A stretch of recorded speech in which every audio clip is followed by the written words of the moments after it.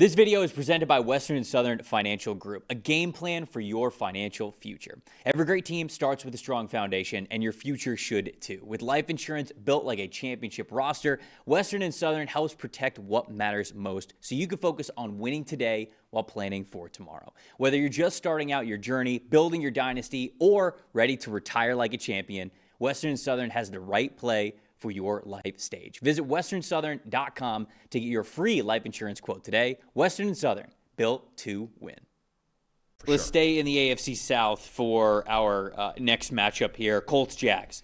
Jags win this game 36-19. Big win for the Jacksonville Jaguars in a game where weather was definitely an issue here. This was in Jacksonville. It was rainy. It was not great in a lot of places. It felt like in the country yesterday with a lot of snow and wind and fog and rain, and obviously in Florida they were dealing with rain, but Jacksonville certainly came to play in a big way. Their top graded players, linebacker Devin Lloyd, was at the top of the list with an 86.9. Edge rusher Josh Hines Allen an 81.5. Wide receiver Brian Thomas Jr., great to see him back in the 80s here with an 80.3. Cornerback Greg Newsome a 78.7.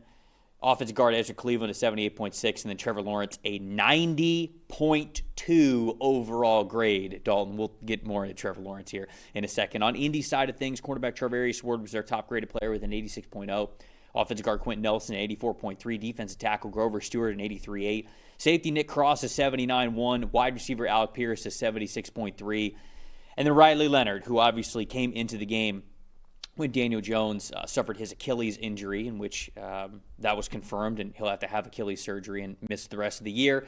Riley Leonard, 55.8 overall grade here. Dalton, what was your stat that told the story? Wanted to throw it out there on Lawrence real quick, as I've seen this question asked multiple times. Was it the best game, highest graded game of his career? It was second behind a Week 14 game against Tennessee with a 92.6. However, as a passer, 4 big-time throws, no turnover-worthy plays. Last time Trevor Lawrence did that, never in the NFL. I didn't check the Clemson stats. Well, he probably did it one day at Clemson. I'm sure he did. I'd have to check. I could check that right now. Right, you could check that right now. No, Lawrence was phenomenal, though. You know, I don't know. We could pull up premium stats if you guys want to pull up the premium stats and go to the passing and depth page for him, because you could just see a lot of the different areas of where he was passing the ball, and play action versus no play action. You just see the grades are fantastic. So this is premium stats. If you guys have a PFF Plus subscription, this is the screen that you will see that you start at. You go to pressure and depth there under passing for Jacksonville. And then this is Trevor Lawrence's chart. So you can see exactly how he performed in every area of the field where he was looking, where he was attempting those passes. Look at that under pressure grade there, Dalton. 91.8 under pressure grade. And historically, since he's been in the league, he's been one of the worst quarterbacks in the league under pressure. So that really, it felt like this in this game. This more than any other game this year, he was attacking. Well, dude, didn't it feel like he was just finally we hit a point in this offense where he's attacking downfield? I'll give you an even better word.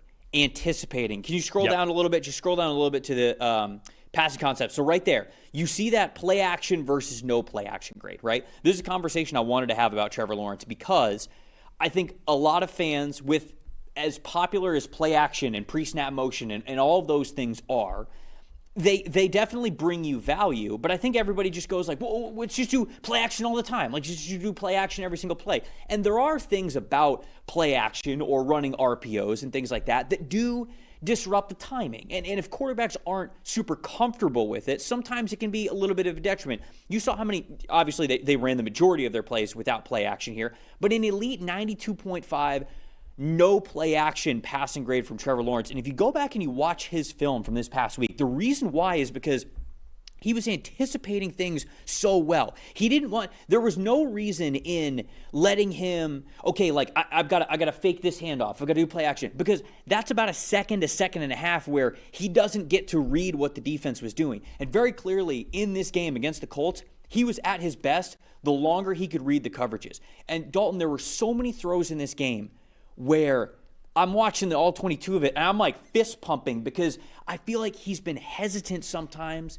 He's needed to see it open before he threw it open. And in this game, there were so many throws where he's winding up to throw, and I'm like pausing the tape, and I'm going, that guy's not even open. Like, he's not even close to open, and he's throwing it to a spot with elite touch, timing and anticipation, and boom, the wide receiver just runs right underneath it. I thought Lawrence, this was one of, if not the best game that I've seen from him in his NFL career at doing just that. And to do it in the rain under these conditions, strong divisional opponent, I give Lawrence full credit for an incredible day. It's the same feeling watching this tape. It's the same feeling I get when we would watch Bryce Young and the weeks where he puts his good tape out there. Where it's just like, okay, there's a different air of confidence with this, right? It just looks outstanding, not afraid to throw into tight windows. And how good is it to see Brian Thomas making plays down the field again? Because if you get that with the impact that Jacoby Myers has had on this offense, with the impact that Bretton Strange's return has had on this offense, this was the first day this year, I thought, because we've seen other days where the dominant run game against the Chargers, right, against Carolina earlier in the year, where the dominant run game and the physicality of this team really took over the offense. This was the first game this year where they looked like a true two-dimensional threat on offense. And if this is going to continue and Lawrence is going to play anywhere close to what he's played the last 2 weeks, this is a dangerous football team because their defense, too, is back to being really good. I think I got to shout out the Jags run game as well. We'll talk about the Colts and obviously the long-term implications of what happened in this game. But the Jags run game, I've talked about this a lot. You know, Liam Cohen, he gets hired as the head coach. What a great offense that he ran with Baker Mayfield in Tampa Bay. People talk about the passing, right? When we talk about an offensive coordinator becoming a head coach and being a play caller, they talk about what they can mean for the quarterback and the passing game and all that kinds of stuff. And Liam Cohen has always been excellent at the run game. And I think that once again it showed up in this game. Travis Etienne, 39 of his 74 rushing yards in this game came before contact.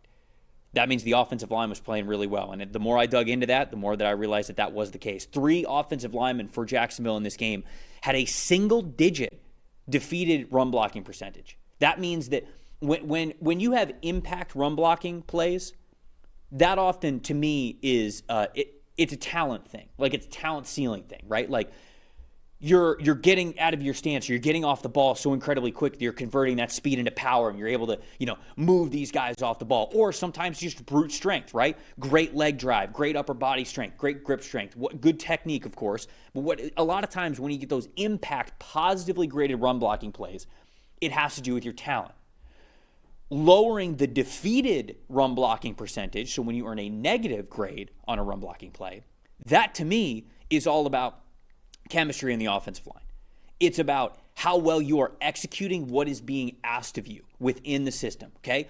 Is everybody in unison? Do you have good chemistry with the guy who's next to you? Are you executing a combo block and then are you getting to the next level? Are you reaching your defender the way that you need to because you had faith that the guy in front of you was going to reach his guy when he needed to, right? So to me, for 3 offensive linemen for Jacksonville to have a single-digit negatively graded run blocking percentage, that showcases confidence and chemistry for what the offensive line is being asked to do. And I think that is something that I wanted to shout out here from Liam Cohen and the Jags. And it's definitely one of the more improved units. And you look at some of the new guys they acquired, right? Robert Hainsey, a good veteran from the Bucs, right? Patrick McCarry, an experienced player from Baltimore. These are guys who are having an impact and they've just made this team more physical than we've seen the last several years. Honestly, I think that was a big problem with this offensive line the last couple of years is they just were not physical enough. And this year you can feel it. And that's what Liam Cohen really wanted to bring with this offensive line and with the multiple tight end sets is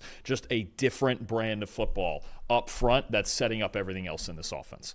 Devin Lloyd was once again excellent in this game, led the team with 8 tackles, 89.4 run defense grade, had an interception in this game as well. A young man's about to get paid this offseason. Paid. And I know Jacksonville fans are like, we're not letting him go. And I don't think he's leaving Jacksonville because I don't know how you can let a player like this walk. But longer the season goes on, the higher that per year number goes up and up for how well Devin Lloyd has been playing. Anything else from the Jag side of things before we obviously talk about the Colts? No, I mean, this was just a really clean effort. Obviously, the Colts' injuries are a real problem right now, but Jacksonville is playing their best football going down the stretch here. Yeah, the Colts are in a tough spot, and I tweeted this out yesterday. It's basically been worst case scenario since the trade deadline, right? What were they going into the trade deadline? Were they 8-1, 7-1? I think it was it 7-1? 7-1 sounds right. I think they were 7-1 going into the trade deadline.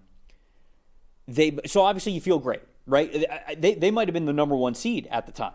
They might have had that number 1 overall seed in the AFC at the time when we were heading into the trade deadline.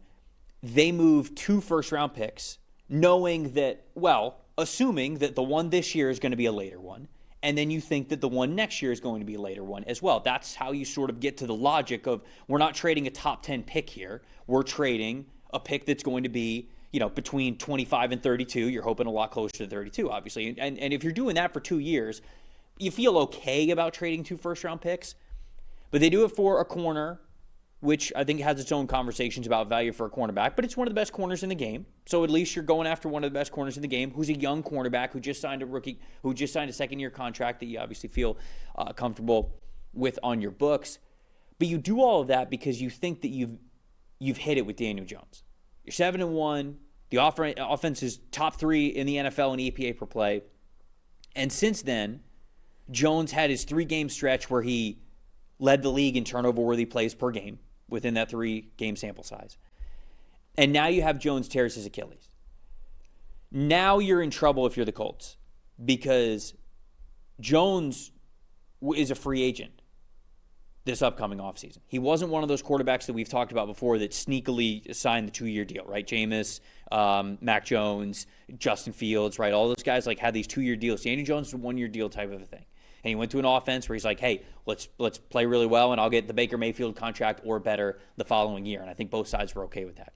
Now, if you're the Colts, you don't have those 2 first-round picks. You don't really have an ability to draft a quarterback. I mean, maybe later, but are you going to do that in this class? Richardson had the orbital bone fracture, so he's still out. He can't even play. He's missed almost all of this year after losing that quarterback battle to Daniel Jones. And now you're playing Riley Leonard.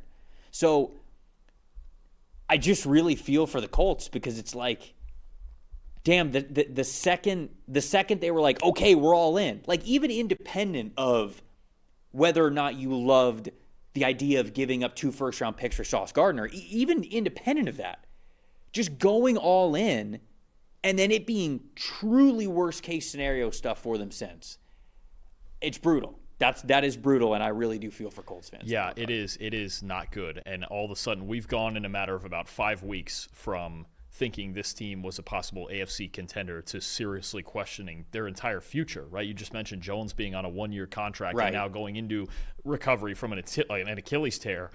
Who's going to be the quarterback next year? If I was taking a guess, there's 2 names that come to mind. One is internal with Anthony Richardson, or 2, maybe it's Kyler Murray once Arizona cuts ties with him. Those are the 2 guys that come to mind that I think will be one of those 2 I think will be starting for this team next year. But I don't think you can re-sign Jones unless it's a real cheap 1 or maybe 2-year contract just because he's been in the building and he knows the system. But I don't see any way that he could be 100% going into next year, or possibly deep into next year, coming off an Achilles tear. We've seen that lately. I know he's not as old, but we've seen that lately with Aaron Rodgers, with Kirk Cousins, right? They just don't look as good in that first year coming back, and Cousins has really never recovered from it. Maybe just the arm strength is gone. I mean, you have to seriously question this team's entire future. And then you mentioned it's a good conversation to have, I think. If they don't do either of those things, or they're not comfortable with Richardson, take a second-round pick. Do we talk about options like Garrett Nussmeier, or whoever else is coming out, a Carson Beck somewhere in the mid-rounds? Is that any better than Riley Leonard, who's already in the system? I mean, this is about as tough a conversation with Indianapolis as you could have, because I'll be honest with you, too. You look down the stretch, even with Jones healthy and Sauce Gardner healthy, we were talking about a brutal schedule down the stretch. Mm-hmm. Seattle, San Fran, Jacksonville, Houston. I don't think they're winning another game. So they go 8-9, which would... Let me see. What's around 500 right now? Because at this point, obviously, you don't have your first-round pick, but you want the second-round pick to be as high as possible, right? If you're thinking about it, you'll be in the mid to late 40s. Yeah. Be in the mid 40s, 46, let's say 47. Yeah, that sounds about right. I mean, I just this is tough. This is a team. Like I said, for as hot as they were, they really are. They're gonna start 7-1. Yeah, and they could very well finish with this schedule 1-8.